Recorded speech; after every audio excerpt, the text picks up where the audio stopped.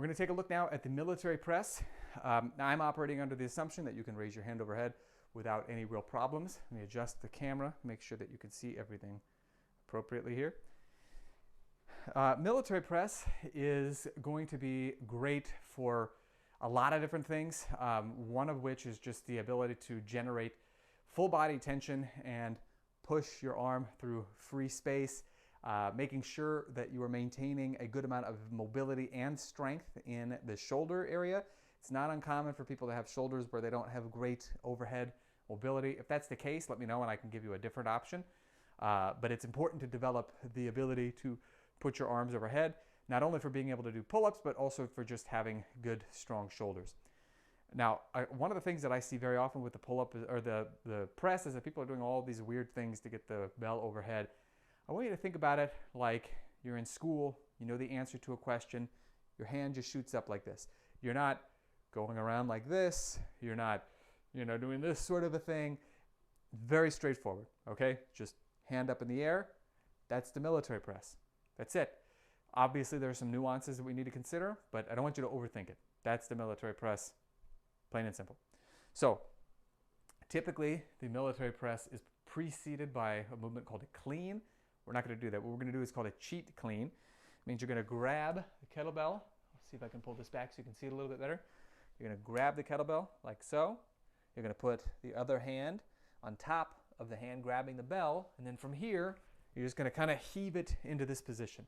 Now, what you're going to want to do is keep the shoulder down. So none of this. That rule, by the way, applies for push-ups, for rows, for everything. You want to unshrug your shoulders, okay? Now, from here, squeeze your butt, squeeze your abs, just like with the push-up.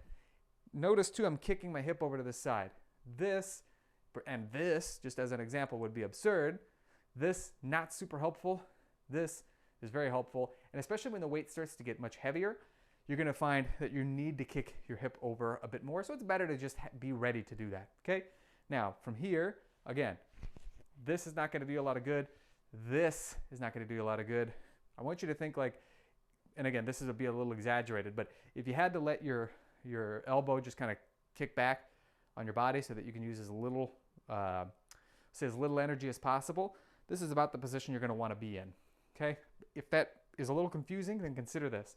The thumb should be able to touch somewhere around your collarbone. You're going to need to find where is most comfortable for you. For me, it's closer to the shoulder. For other people, it's kind of in the middle, but that's about where you're going to want to be.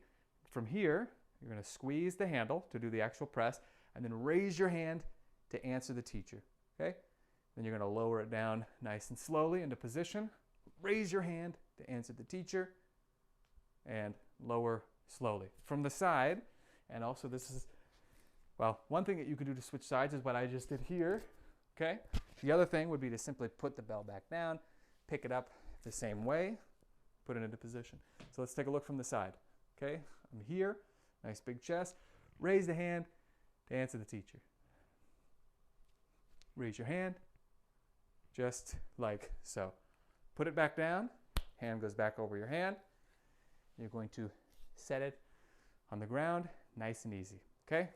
Very straightforward, great movement. This is one of the essences, I think, of kettlebell training is anything overhead, and the press is a really, really big part of it, okay? To make these a little bit more challenging, you're not gonna have to think about this just yet, but you could always do something like bringing your feet together. You could put one foot in front of the other. These are a little bit more advanced, but it's a nice way to get more out of a smaller kettlebell, if that's a consideration of yours. But for now, what I would look at is just making sure two things, okay? Number one, that you can put your hand overhead. Number two, that you can do that without shrugging the shoulder. You want the shoulder pulled down into the socket. And a great way to train that is put your hand over your head and then reach back. Try to reach as far down your mid-back as you can, okay? Naturally, what's gonna happen, let's say you do have your hand up like this, but the more you try to reach down as far as you possibly can, the shoulder is naturally going to go down in the socket. That is the position that you're going to want to be in at the top position of the military press, okay? So, if you have any questions, feel free to let me know.